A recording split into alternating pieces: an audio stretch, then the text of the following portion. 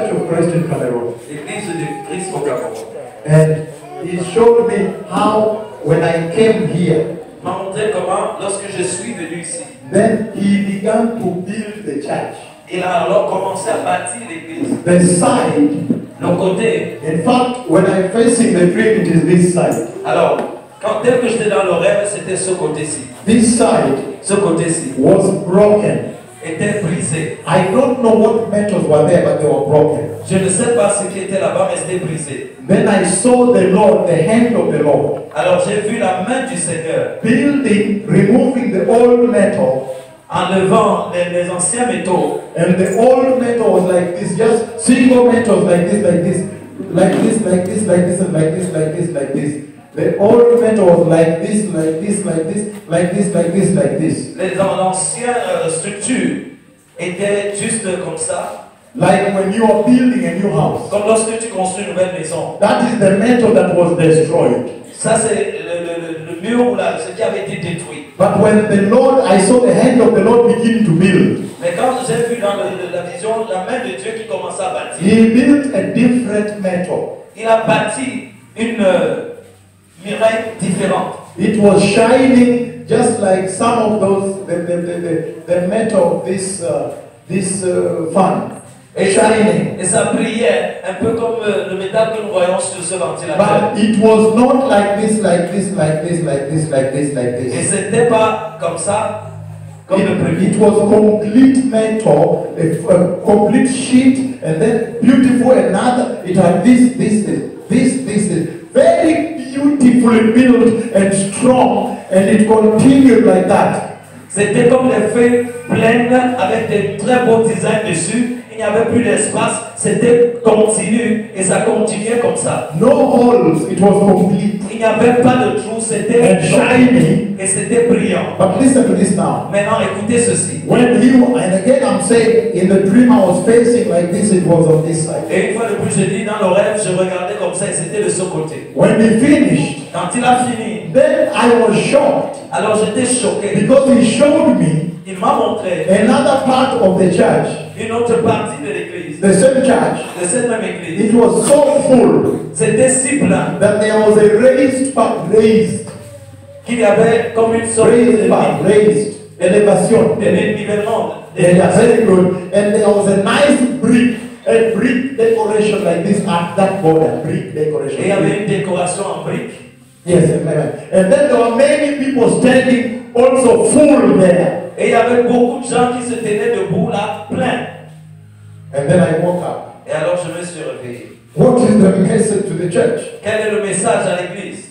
Number one, Premièrement, the Lord is saying le Seigneur est en train de dire that my house is desolate. que ma maison est dans la désolation. Listen to me. Écoutez-moi. My tent is broken. Ma tente est brisée. Number two, Deuxièmement, he's saying il dit that he is coming to restore the house. qu'il vient pour restaurer la maison. I thought that was a beautiful dream. J'ai cru que c'était un très beau rêve. I was very shocked by that. Et j'étais très choqué. Because sometimes I go to Haiti and I speak a historic earthquake. Parce que Alléluia. parfois je vais en Haïti. Voilà le cœur même de la prophétie qui m'a amené ici devant vous depuis que nous sommes arrivés ici à Village. Alléluia. C'est l'état de la maison et la promesse du Seigneur de restaurer l'église. Et c'est nécessaire qu'avant que nous entrions dans la parole, que nous puissions tous ensemble bien voir le contexte dans lequel le Seigneur amène ce message. Et il amène ce message quand nous sommes dans un contexte de guerre et de bruit de guerre. Nous sommes dans un contexte de peste, comme le monde qui porte le coronavirus. Alléluia. Et il amène ce message quand nous sommes dans un contexte de famine en divers lieux. Alléluia. Quand nous sommes dans un contexte d'augmentation du prix du blé sur le marché. Ce que la Bible a annoncé dans l'Apocalypse. Alléluia. Il amène ce message quand l'Église est dans un contexte où il y a la confusion. Les chrétiens ne savent plus où est-ce que le Seigneur parle réellement. Alléluia. Il y a la confusion dans l'Église. Les dans une position où chacun est en train de faire pour lui. Alléluia. Et en plein milieu de cette confusion, le Seigneur amène un tel message. Et comme je dis à l'église ici depuis le début, lorsque vous avez vu les jugements du Seigneur, par exemple là vous pouvez voir les nations là où la famille, le goût de la vie est cher, et les gens sont dans les rues en train d'accomplir les paroles de Jésus, qui a dit qu'il y aura des soulèvements. Alléluia. Ils sont en train d'accomplir ces paroles. Et lorsque nous sommes venus ici dès le départ, nous avons vu que alors que dans plusieurs nations, le prophète du Seigneur annonçait le jugement, au Cameroun, il a plutôt annoncé le réveil. Alléluia. Il a annoncé le réveil. Et à cause des paroles qui ont été dites ici, je veux que nous puissions commencer ce soir à comprendre que nous sommes dans le contexte de la venue du Seigneur. Principalement pour les serviteurs de Dieu qui sont là ce soir. Voici le moment où le Seigneur prépare l'Église pour la venue du Messie. Alléluia. Et le Seigneur s'attend à ce que nous fassions un mouvement délibéré, volontaire. Alléluia. Pour préparer les âmes pour le royaume des cieux. Voici le moment où il n'y a pas plus grand appel. Alléluia. Que celui-ci. La Bible dit même que les prophètes qui ont prophétisé avant nous ont désiré voir cette dispensation-ci. Le moment où l'Église se prépare pour la venue du Messie, l'enlèvement de l'Église. Alléluia. Parce que je veux commencer par établir la gravité d'un tel séminaire. Parce que ça peut sembler banal. Ça peut sembler comme un séminaire habituel. Alléluia. Mais le souci, c'est que ici maintenant, comme nous avons engagé cette conversation, c'est le salut de village qui est en jeu. C'est le salut de Douala qui est en jeu. C'est le salut du Cameroun qui est en jeu. Alléluia. Parce que quelqu'un peut décider de prendre ce qui sera dit ici au sérieux et aller sauver plusieurs. Ou il peut décider que non, on va fermer, on va garder ça pour nous. Alléluia. Et le malheur va venir dans la nation. Alléluia. Pourquoi? Parce que la Bible nous dit qu'après l'enlèvement de l'Église, dont les signes sont à votre écran, après l'enlèvement de l'Église, ce sera la dispensation de la tribulation et de la grande tribulation. La Bible nous dit qu'un moment va venir où vous ne pourrez plus vous asseoir comme ça et parler de Jésus. Où on va vous dire que si tu veux adorer Jésus, mets ta tête ici en coupe. Ou tu adores l'ennemi avec nous. C'est dans vos Bibles. Alléluia. Parce que je veux que nous puissions voir ce soir la gravité lorsque le Seigneur vient nous dire que sa maison est détruite. Sa maison est dans la désolation. Alléluia. Qu'est-ce que ça veut dire? À qui est-ce que le Seigneur s'adresse? Qu'est-ce qui s'est passé pour que la maison du Seigneur soit dans la désolation? Alléluia. Parce que lorsque nous comprenons, nous allons même pouvoir comprendre l'état de l'Église. Alléluia. L'état de l'Église. Donc pour entrer dans ce message, nous allons directement aller dans le livre de Jérémie chapitre 10. Parce que comme j'établis toujours partout là où nous allons amener ce message, c'est que chaque fois que le Seigneur parle, alléluia, la Bible est la balance. Nous devons pouvoir aller dans la Bible. Et à cause de l'état du fonctionnement de l'Église maintenant, je le dis même aux chrétiens qui sont avec nous, que si vous avez même un son, une vision, alléluia, parce que c'est la dispensation de Joël chapitre 2, alléluia. Il dit que c'est la Bible qui vous permet de savoir qu'est-ce que le Seigneur veut dire. Quand vous allez dans la Bible, alors la Bible peut vous donner le message. Alléluia.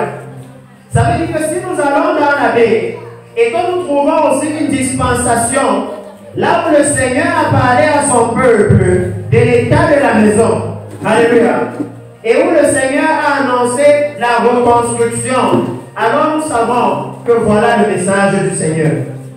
Et dans la Bible, sans sortir des Écritures, nous pouvons savoir qu'est-ce que le Seigneur nous demande de faire. Alléluia. Et je bénis le Seigneur vraiment, parce qu'aujourd'hui, c'est comme si, en commençant à faire de grandes choses ici à Village, le Seigneur lui-même vient pour renforcer le message.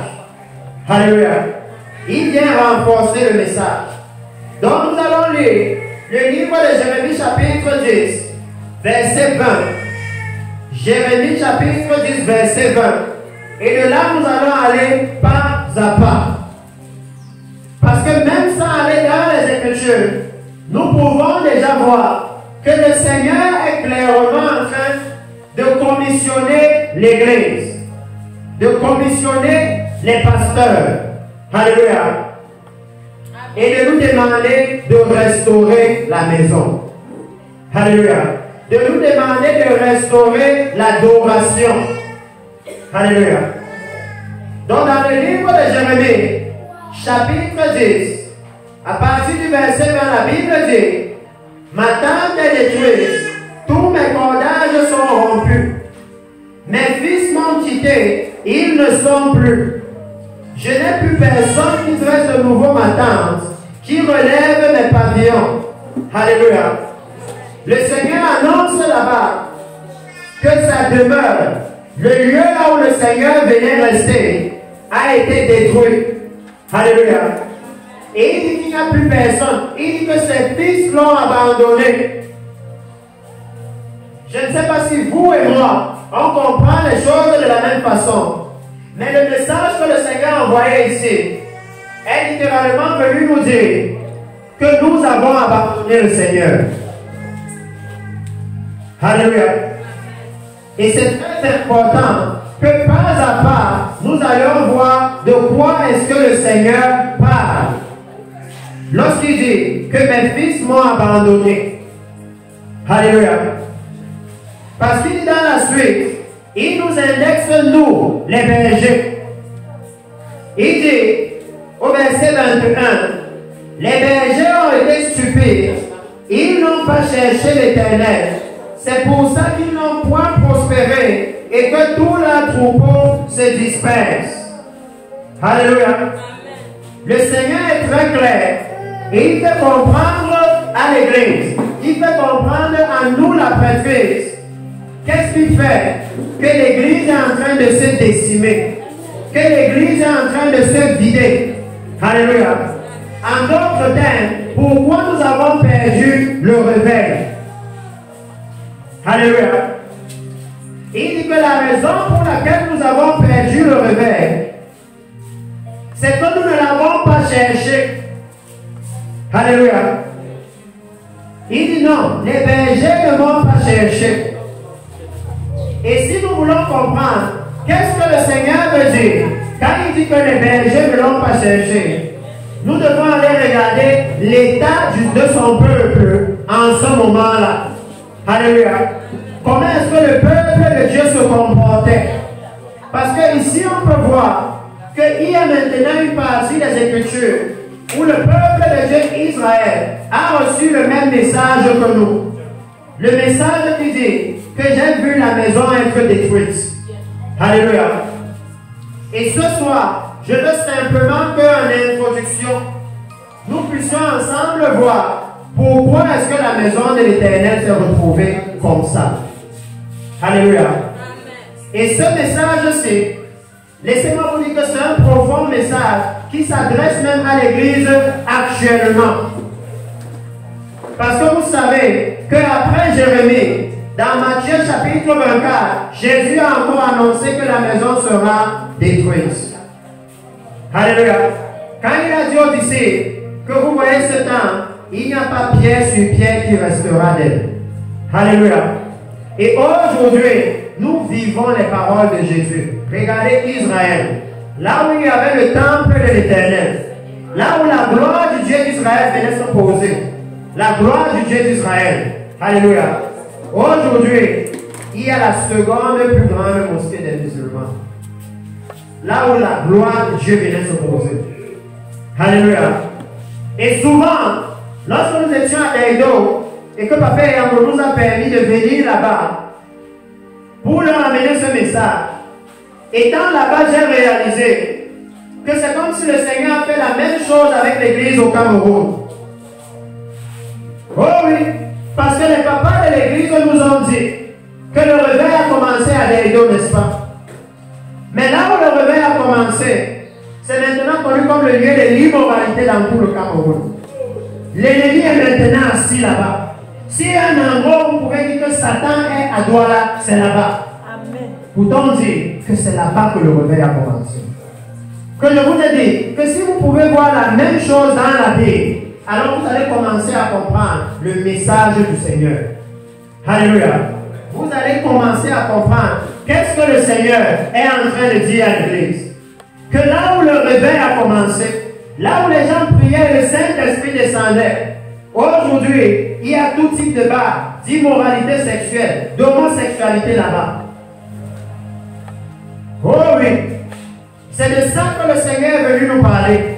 Parce qu'il dit qu'à cette heure-ci, l'Église est censée être dans la gloire. Parce que le Messie est en train de venir.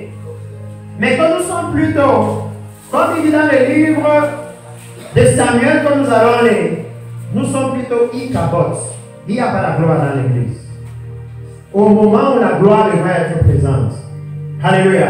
Au moment où le Seigneur est en train de visiter ouvertement les nations. Alléluia. C'est pourquoi j'ai pensé que c'est très important. Je n'ai pas eu d'autre message à amener ici aujourd'hui que de commencer par l'état de la maison. Et par l'état de la maison, c'est l'état de l'Église. C'est l'état des chrétiens. Alléluia. L'état de notre vie chrétienne. Alléluia. Que nous pouvons nous mirer maintenant dans la parole et regarder dans quel état est notre vie spirituelle. Alléluia. Parce que si les pasteurs ici sont les bergers, je dis toujours à l'église, le premier berger de votre vie, c'est vous-même. Parce que c'est vous-même qui choisissez d'aller là où vous voulez. Même à l'église, parce qu'on peut seulement prêcher, mais il ne peut pas faire pour vous. Il peut seulement vous dire, alléluia, il n'a aucune capacité de faire pour vous. La décision de faire vous appartient. Alléluia. La décision de faire vous appartient. Donc nous pouvons voir le contexte dans lequel le Seigneur leur a parlé. Le Seigneur leur a annoncé comment le temple allait être détruit. Et si vous connaissez cette histoire de Jérémie, vous savez comment Nebuchadnezzar est venu et il a détruit le temple. Il a mis le temple à feu. Alléluia. C'est pourquoi je vous ai dit que cette prophétie va encore s'accomplir. Parce que la Bible nous dit que les saints chrétiens seront enlevés. Et il dit qu'alors l'Antéchrist va venir. Et il lui sera donné le pouvoir. Alléluia. De faire la guerre aux saints et de les vaincre. De la même façon que c'est Dieu qui avait donné le pouvoir à Nebuchadnezzar de détruire le propre temple de l'Éternel. Alléluia. C'était tellement impensable pour eux que quand Jérémie leur disait que le temple sera détruit, ils l'ont arrêté, ils l'ont mis en prison. Que comment tu peux dire que le temple de l'Éternel, alléluia, un homme peut venir et détruire ça? Mais quand nous voyons l'église aujourd'hui, parce que le temple c'était quoi? Le temple c'était la demeure de la sainteté. Alléluia. Le temple c'était le lieu de la justice. Le temple c'était le lieu de la droiture. Alléluia. Le temple c'était le lieu où on allait pour adorer Dieu, pour avoir la faveur de Dieu. Alléluia. Mais aujourd'hui, lorsque nous regardons l'état du temple, lorsque nous regardons l'état de l'église, on peut clairement voir que la faveur de Dieu s'est éloignée, n'est-ce pas? Pourquoi? Parce que l'église, au moment où je parle, bagarre avec les sorciers. L'église, au moment où je parle, bagarre avec les autres religions pour leur prouver que Jésus est le vrai Dieu. Alléluia. C'est pourquoi je dis à maman Maya dimanche que pour moi, je ne connais pas la discussion. Alléluia. Le fait est que voilà un paralytique qui s'est levé et qui marche, et c'est Dieu qui fait ça. Si le Dieu des autres religions fait ça, alors maintenant on peut discuter de quelque chose. Alléluia. Mais si en termes de fait, il n'y a pas de comparaison, je ne sais pas pourquoi on va discuter. Viens de ce côté, ici les paralytiques marchent. Alléluia. Et à l'époque, c'était ça avec Israël. Quand Salomon a bâti le temple et que la gloire de Dieu est descendue, les rois des autres nations venaient. Il n'y avait pas de discussion. Alléluia. Il n'y avait pas le temps de discuter. Est-ce que c'est le Dieu de Moab qui est le vrai Dieu? Est-ce que c'est le Dieu des Ammonites? Non. Les faits étaient clairs. Alléluia. La présence de Dieu était au milieu d'eux et le peuple était béni. Alléluia. Lorsque Israël était dans le désert et que la gloire de l'Éternel marchait avec eux, et qu'on est allé chercher un marabout, un sorcier, que viens, maudis-moi les anciens.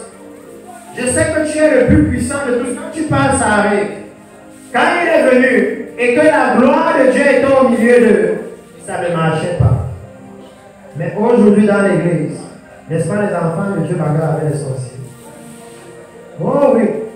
Nous devons poser les choses sur les faits et réaliser que quand la gloire était là, il n'y avait pas ça.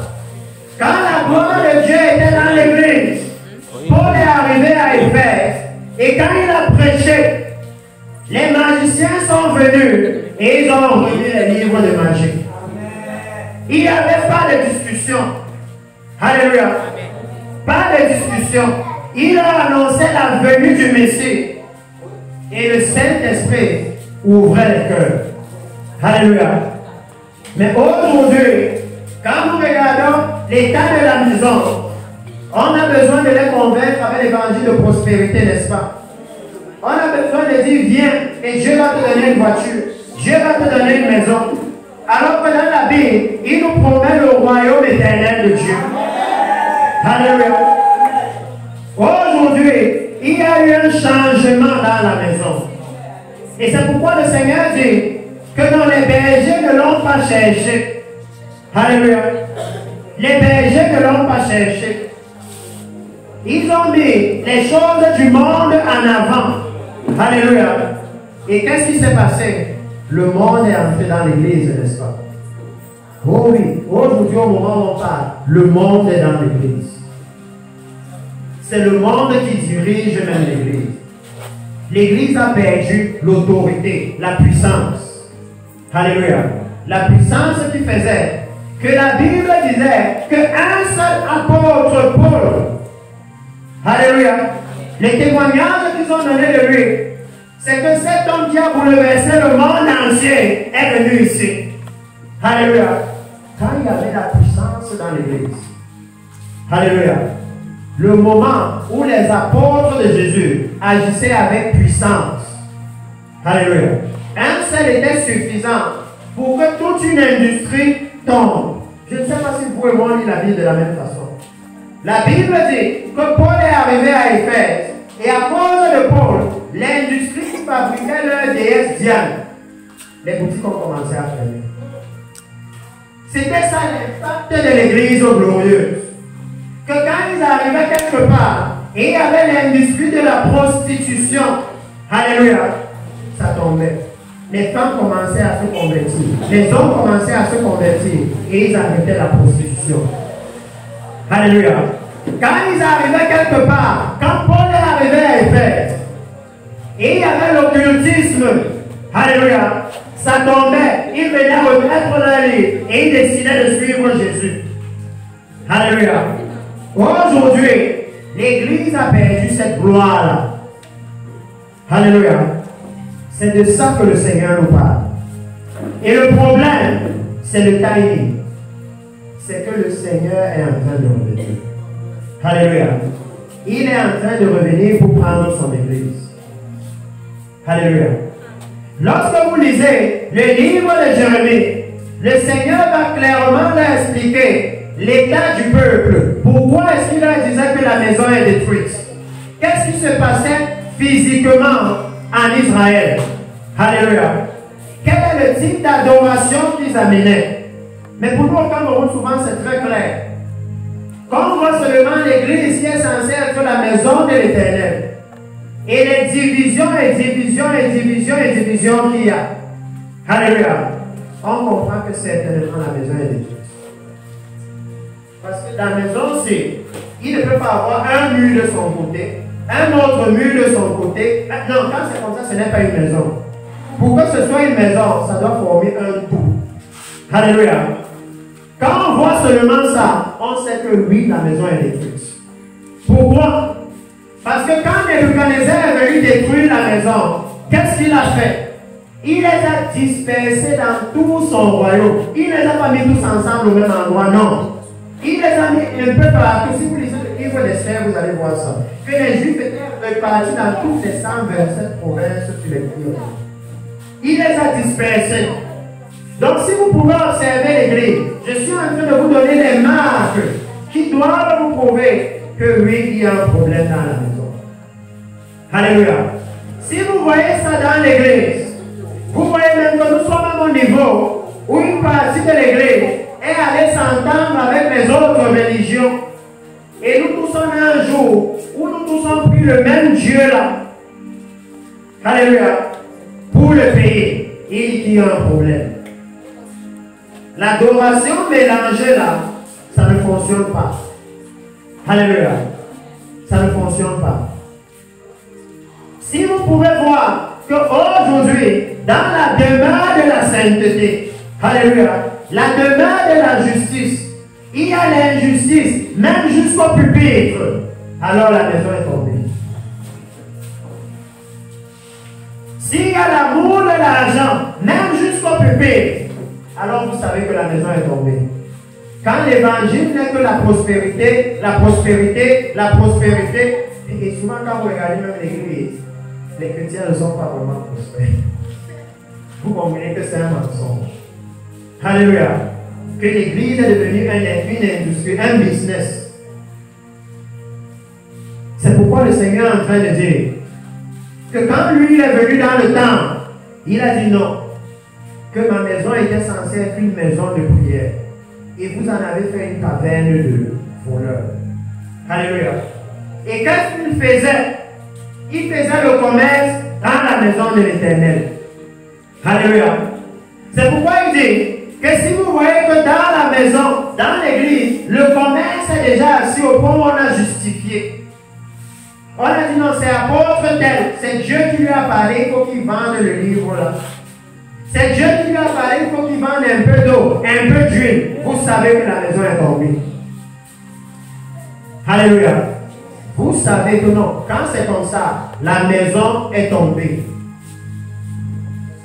Et le problème ici dans Jérémie, c'est que Jérémie, il dit, ma tente est détruite, tous mes cordages sont rompus, mes fils m'ont quitté, ils ne sont plus. Je n'ai plus personne qui dresse de nouveau ma tente, qui relève mes pavillons. Alléluia. Oh oui, parce que maintenant, je vais ouvrir une petite conversation. Et je sais que papa Jean, papa et Yango, maman Maya vont comprendre. Parce qu'on est allé quelque part ensemble. Et on a entendu quelqu'un nous dire que qui peut encore toucher le péché du doigt? C'est ça que Dieu dit ici. Qu'il n'y a plus personne qui relève mes pavillons. C'est ça qu'on nous disait là-haut. Que qui peut encore toucher le péché du doigt? Nous sommes tombés, on ne peut plus rien faire. C'est ça que Dieu disait au peuple. Donc vous pouvez voir que ce que Dieu dit, l'église est consciente. L'église au niveau où on dit, qui peut encore réprimander le péché? La corruption est entrée partout. L'amour de l'argent, c'est partout maintenant. Qui peut encore? Alléluia. Donc vous pouvez voir que dans Jérémie ici, le Seigneur est littéralement en train d'exprimer un besoin. Alléluia.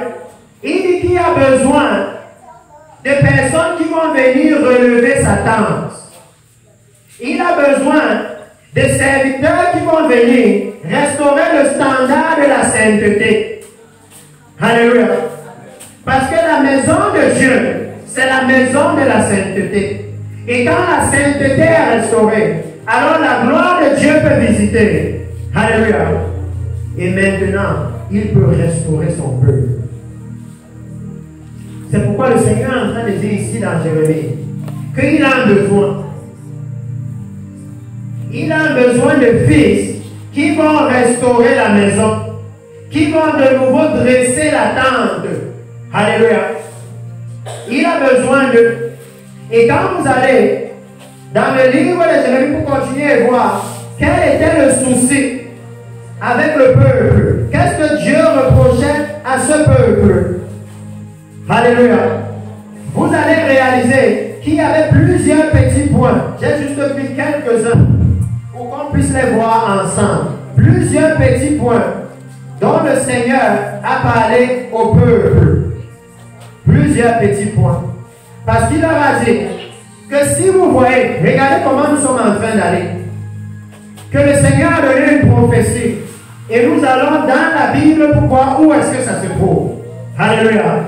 Et maintenant de la Bible, nous pouvons étudier qu'est-ce que le Seigneur veut vraiment, qu'est-ce qu'il attend de nous. Numéro 1, nous voyons que le Seigneur a besoin d'une personne qui va de nouveau dresser sa tente. Alléluia. Le Seigneur a besoin qu'un Gédéon se lève. Alléluia. Et détruise l'autel de l'évangile de prospérité qui est dans l'église. Il a besoin qu'un Gédéon se lève et détruise l'autel du concubinage qui est dans l'église. Au fond, on peut être au pupitre, mais on vit dans le concubinage. Il a besoin, il dit, il n'y a plus personne. Ça veut dire qu'à ce moment-là, ils ont tous abandonné. Et si vous voyez ce que le Seigneur leur dit, même dans le livre de Jérémie chapitre 8 par exemple, allons dans Jérémie chapitre 8, parce que je vais aussi courir avec le temps, pour voir qu'est-ce que le Seigneur était en train de leur dire. Jérémie chapitre 8, nous pouvons même aller dans 6, prenons 6 d'abord. Je ne vais pas pouvoir tout prendre, mais je peux dire à l'église ici que si vous voyez ce que le Seigneur dit dans le livre de Jérémie, il leur parle de ce qui a amené la destruction du temple. Alléluia. Ce qui a entraîné la destruction de sa maison. Jérémie chapitre 6, je vais lire le verset 13 comme ça. Parce que là, vous et moi, on va voir que si ce que le Seigneur leur reproche est aussi dans l'église maintenant, alors on sait comment le Seigneur va agir. Alléluia. Mais à partir de là, on va aussi comprendre qu'est-ce que nous pouvons faire. Alléluia. Qu'est-ce que nous pouvons faire pour que le Seigneur change les choses. Alléluia. Jérémie chapitre 6. Nous voyons la disposition du peuple. Comment est-ce que le peuple voyait les choses? Alléluia. Beaucoup et beaucoup et beaucoup. Si vous voyez ce que le Seigneur reprochait au peuple, c'était terrible. Alléluia. C'était terrible. Laissez-moi commencer chapitre 5, verset 20. On va lire ici, ne vous inquiétez pas. Il dit, annoncez ceci à la maison de Jacob. Publiez-le en Juda et dites, écoute ceci, peuple insensé, et qui n'a point de cœur. Ils ont des yeux et ne voient point. Ils ont des oreilles et n'entendent point.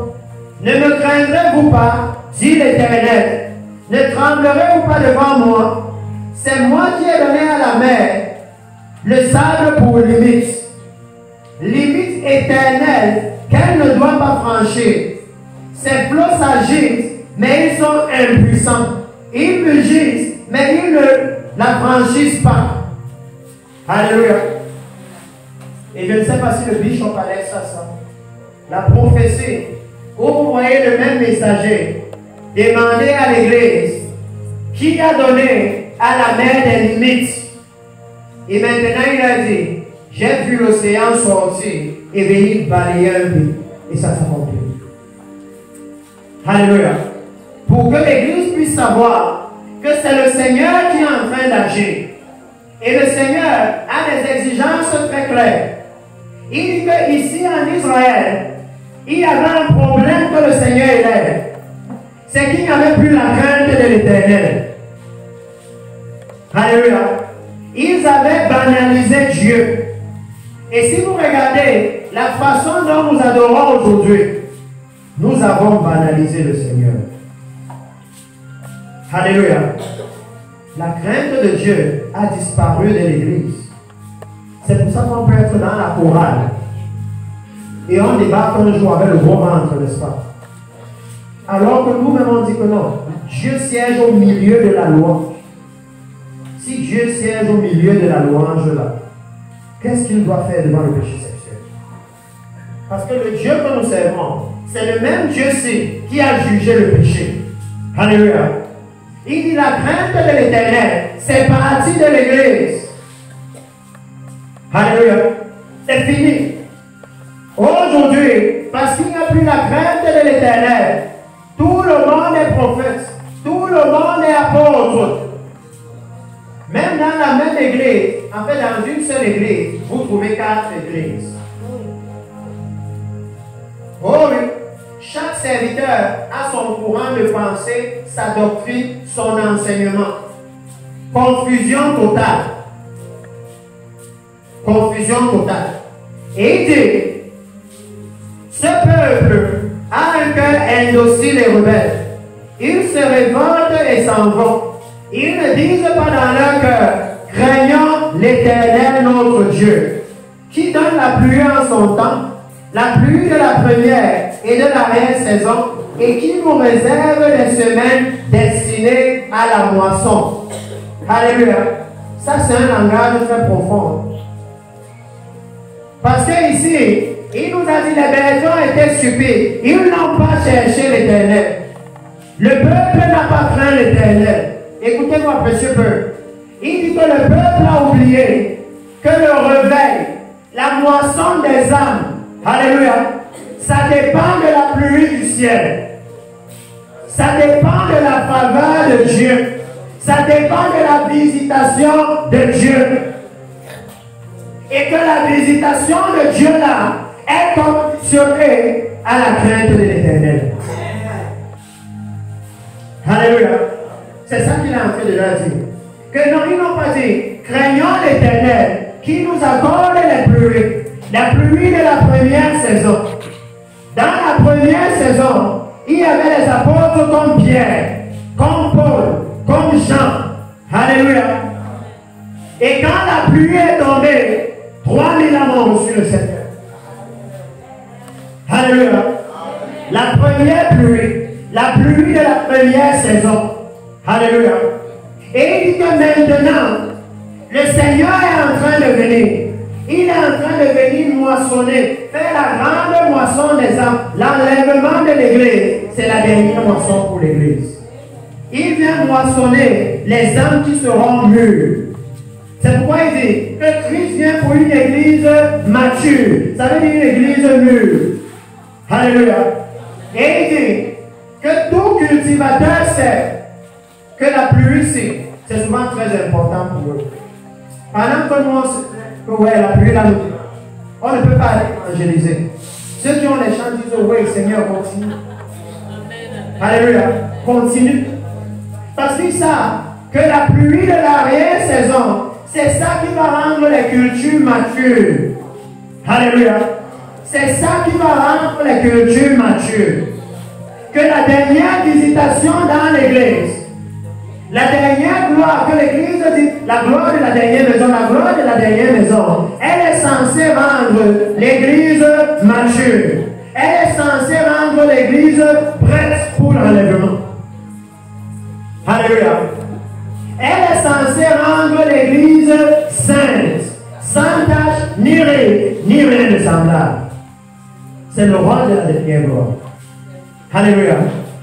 Et il dit que cette gloire-là, cette pluie-là, c'est elle, alléluia, qui amène la moisson.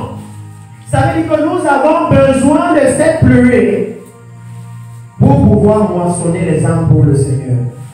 Oh oui, nous allons aller profondément, toucher le mal du doigt. Parce qu'on a dit non, plus personne ne veut toucher le Seigneur. Alléluia. Et aujourd'hui dans l'église, nous avons souvent une moisson mais une moisson de fruits qui ne sont pas mûrs. Oh oui. Parce que nous avons souvent, même au pupitre, des serviteurs qui n'ont pas la crainte de l'Éternel. Nous avons dans l'église, même souvent, dans beaucoup de postes, les départements, souvent des personnes qui ne sont même pas encore converties. La justice, ils ne connaissent pas. La droiture, ils ne connaissent pas. Ils n'arrivent pas à faire la différence entre ce qui est saint et ce qui est profane. Alléluia. Parce que allons voir qu'est-ce que Dieu appelle une église mature. Est-ce qu'on peut voir ça ensemble? C'est quoi la maturité spirituelle? Alléluia. Parce qu'il y a un travail de restauration à faire.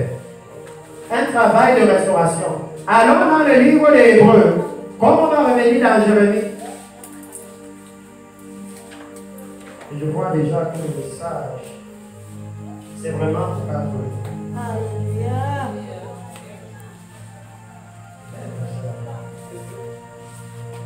Hébreux, chapitre 5, à partir du verset 11. Alléluia. Mais j'aime toujours amener le contexte à l'église. Si vous lisez à partir du verset, un autre cible, c'est à partir du verset 11. Mais laissez-moi prendre un peu d'élan avant de sauter. Il dit, en effet, regardez, tout souverain sacrificateur pris du milieu des hommes est établi pour les hommes dans le service de Dieu. Alléluia. Alléluia. Il dit que si vous êtes un serviteur du Seigneur, regardez, il vous a pris du milieu des hommes. Alléluia. Il vous a séparé du reste des hommes. Il vous a séparé de l'immoralité qu'il y a là dehors. Il vous a séparé de la convoitise qu'il y a là dehors. Alléluia. Pour que vous puissiez servir. Que sans la séparation, il n'y a pas de service possible. Et il dit que son rôle c'est quoi? Il est dans le service de Dieu afin de présenter des offrandes et des sacrifices pour le péché. Ça veut dire que le rôle de la prêtrise, alléluia, c'était d'amener la repentance. Le fils pour le péché. Quand tu avais péché, tu devais faire le sacrifice d'expiation pour que ta faute soit pardonnée. C'est la repentance. Il dit ici, tout sacrificateur, tout souverain sacrificateur. C'est pourquoi, depuis que je suis venu à Village, je ne comprends pas comment.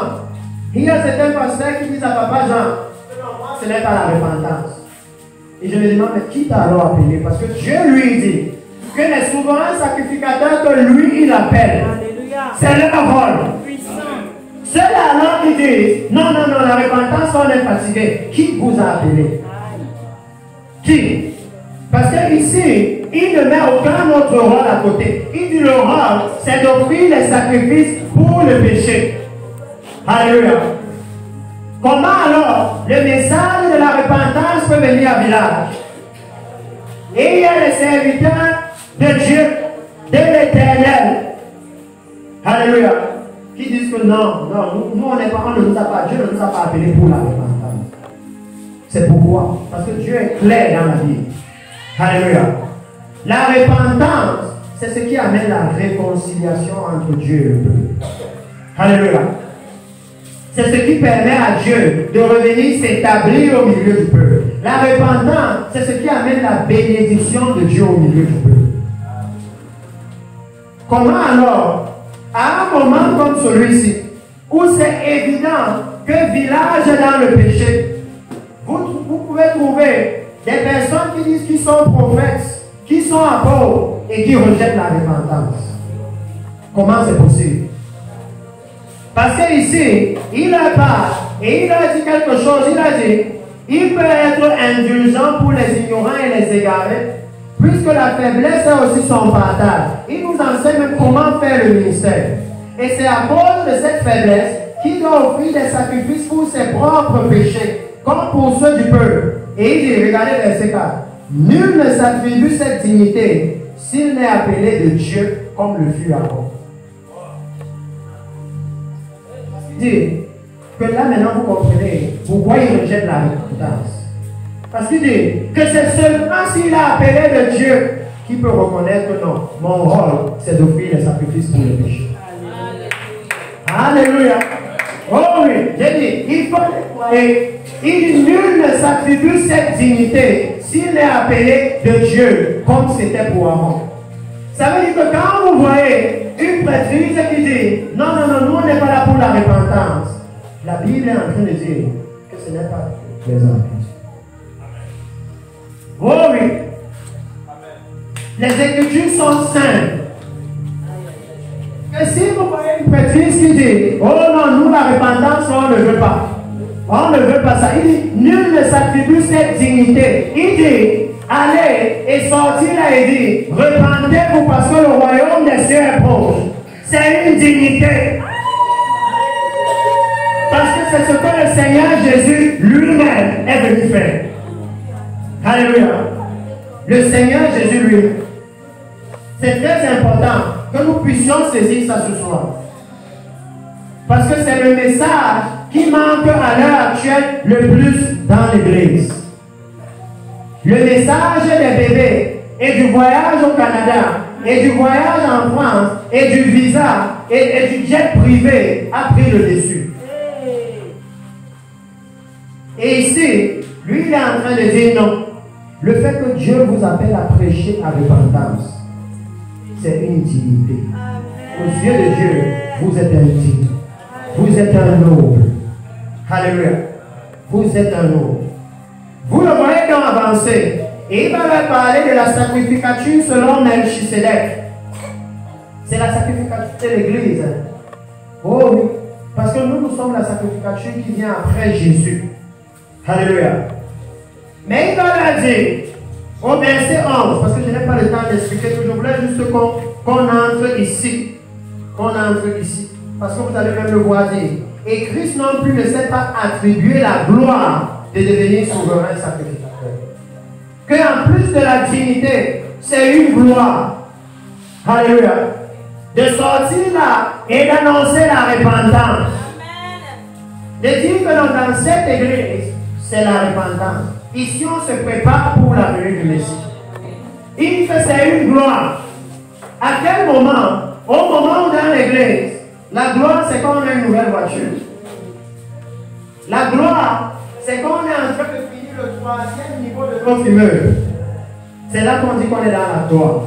Et lui ici, il dit que non, c'est une gloire que de prêcher la repentance. Amen. C'est ce que lui dit, c'est une gloire. Et vous le voyez donc, leur expliquer la sacrificature selon Melchisedec. Très profonde sacrificature, c'est ici que le ministère se trouve. Et il dit au verset 11, nous avons beaucoup à dire là-dessus.